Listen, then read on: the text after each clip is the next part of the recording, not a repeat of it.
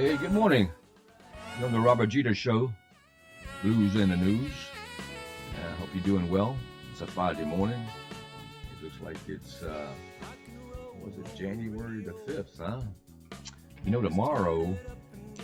is tomorrow is January the 6th. That's a big indication, doesn't it? I think Joe Biden, of course, is going to give his speech tomorrow. You know, he's going to say, you got to be careful out there with all those mega people, those white supremacists. That's the biggest threat to our civilization. That and climate change. You realize climate change and the mega Republicans and the white supremacists, they're going to bring us all down. When it's craziness, it's really craziness. We have so many problems in the world today, and it's not climate change. And the climate changes all the time, ever since creation of the planet. We have an effect on the planet. Yeah, if we drop a couple of nuclear bombs, we'll have a big effect on the climate. But other than that, I wouldn't worry about it. And that's what we really have to worry about. Somebody dropping a big one. I mean, the nuke, that would change the climate and it change the planet. And it would destroy, a major portion of the world. And the people who are left, I don't know what kind of life they would have, we'll be back in the dark ages. But that's what the Muslims want to do. A lot of these Zionists, I'm not the Zionist, I'm sorry, I'm a Zionist, but the zealots on the Muslim side, Islamist, jihadist, that's what they want to do. They want to destroy Western civilization. Because see, they have this notion that their Messiah is going to come pretty soon, but he can't come until they totally annihilated what's here, because they hate progress. I mean, a lot of religions, appreciate progress. I know Judaism appreciates progress. The Christian world appreciates progress. I mean, we built Western civilization. Everybody's putting it down today, but we have so much culture, so much truth embedded in the institutions, our traditional institutions, that we have established over the years, over centuries and centuries of time. We haven't gotten here, overnight. It's taken a long, hard road to reach the prosperity and the culture and the, everything else what we have that is good in society. It's taken a long time to get here, but now the Muslims, the jihadists anyway, want to destroy all that. See, they see it like this. Everything was perfect when we were back in the Garden of Eden. Remember that story, right? Adam, Eve, and all that. When the world was first created, it was perfect, right? We were partial spiritual entities. We were connected with the divine. We were perfect and we would live forever. Of course, you also know the story about the snake and Eve eating the apple and giving it to her husband, and then went downhill from that. They take that literally and see that the world has digressed ever since the Garden of Eden, and they are trying to get back to the Garden of Eden. In order to do that, they have to destroy everything. That's why they live in such squalor, a lot of these zealots. If you look at in the communities in Palestine, or the ISIS communities, or these hardcore Islamists, I guess they use technology for weapons and in order to control and destroy, but they really spit on progress. And that's why it's such a cultural clash with these people. And most Westerners do not realize that. Most people in the West have no idea why they're so fanatic, That's the whole deal. You have to look at it from an eschatological point of view, of the end of days point of view. I think in all religions, we all are hoping for, better days when the Messiah comes. It's Jesus. If you're Christian, it's the Mashiach if you're Jewish, and it's Mahdi if you're Islamist. So we all have this eschatological philosophy that at the end of times things are going to be perfect, but we have to go through hell to get there. In a lot of cases, a lot of end of end of day stories. But the Muslims really believe they have to destroy the world. I mean, the Jews believe that perhaps we can do that, but just by being righteous, by living a good life. We don't have to suffer, you know, to get to this time where everything is perfect at the end of days. Um, and the Christians, of course, they believe, in, I'm not sure, they have so many ideas about the end of days, but, Jesus is coming back, right? So they don't believe they have to destroy civilization before Jesus comes back. So it's only these jihadists that believe they have to destroy everything because they're the destroyers. And everything is legal for that objective. They can rape, they can plunder, they can purge, they can do all kind of horrific stuff, but they'll go to heaven anyway because the end justifies the means, right? Destruction before they get to their Messiah, the Mahdi guy. So that's what you have to realize when you look at the world situation today. There's a lot of this stuff going on in the background. You don't understand why they act so crazy. That's why. They want their Messiah to come quickly, and they have to kill and plunder and destroy before he can come. So that's the world we live in. Let's hope it doesn't get to that extent, but the Western world, especially the current administration of the United States, does not realize the mentality of the Arabs. They live on a totally different planet.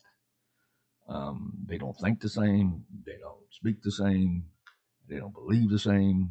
And so, Western diplomats go in there and they can't understand why they don't think like they do, with the Western mind. It doesn't work.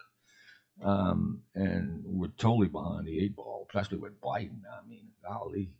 But this year is going to be, this is the time of reckoning is here. This year, 2024, is going to be the time of reckoning. But saying that, I do see a lot of positive news recently about things changing. Israel, is really the canary in the coal mine, and they are difficult.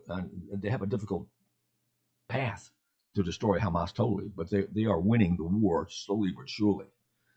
Even though a lot of people say, "Oh, okay, they can never win." They got Iran against them, they got Russia against them, they got China against them, they got Syria against them, they got Turkey against them. They got, of course, Hamas in the south against them. They got Hezbollah in the north against them. But you know what? God is not against them. And righteousness is not against them. And truth and justice is not against them because they're on the right path. So they will win in the end, one way or another. Now, what we got to go through before they win that war is something else. And people don't realize. Tucker Carlson was giving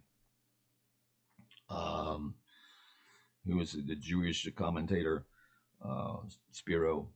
Ben Shapiro, a hard time because, he supports Israel. He's a Jew. He wears the kippah like I do, So, of course, he supports Israel in a fight against Hamas. And Tucker Carlson says, why is he talking so much about Israel? Why can't he be loyal to where he lives in the United States of America? He doesn't realize the implications. Some of the stuff Tucker Carlson says, I believe, but he is a preppy, basically. He went to the, privileged schools, very white, waspy kind of guy. And conservative, I agree. And a lot of things he says, I support. But he doesn't realize how everything is connected. Not that we have to be involved. Like in Ukraine, I think we don't have to be involved at all. We should just end that war quickly because that's going south very quickly. But Israel is a democratic, free, capitalistic, more or less, even though it has socialist tendencies, country, and it's our major ally. We have to support Israel 300%. In Ukraine, I think a diplomacy is needed as quick as possible because Ukraine is losing the war, it seems like. And Russia, they have all kinds of nuclear weapons. They have all kinds of connections to the world, connections that can wipe out Ukraine. Probably, if they really wanted to drop a big nuke, they could probably do it. And I was listening to a podcast last night about Russia has this. I mean, they sort of have this end of days scenario going on in their heads as well, because I know Putin I think he's an Orthodox Christian, more or less. So I think in a way, he gives lip service to God anyway. But they have their own ideas of the end of time. And it's a little bit goes with, from what I understand, with the Arab mentality, that they have to destroy a lot before they can bring their Messiah back. So there's some, common ground in this eschatological thinking between Russia and the Muslims, which is very scary, right? But it can all be solved if Trump gets back in power.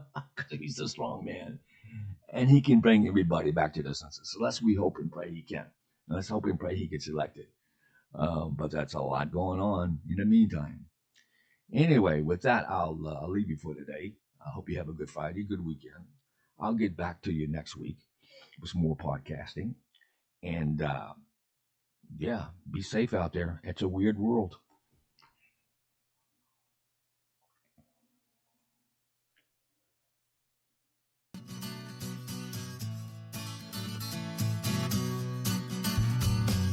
I can feel the highway under my seat. Hey, summer's burning, I can feel the heat. Yeah, my dash is warm, but my top is down. Got my pedal to the metal for higher ground. When I get to the crossroads, I won't act full of lies, no. I'll ask the four angels, step inside, take a ride to the other side. Yeah, I broke down in Tennessee. Get back to Georgia seemed death for me. But I was found by Elijah's hand. No promise of Baal would ruin his plan. There on that highway I was blinded by the light. Said the salvation was up ahead inside. Knew it was right, shining through the night. I'm on the highway of redemption. There's no speed limit where I'm bound. I'm on a road that has no wind. But before it's too late, you should get your soul in shape. Still got room inside my car if you want to fly to the other side. Let's fly.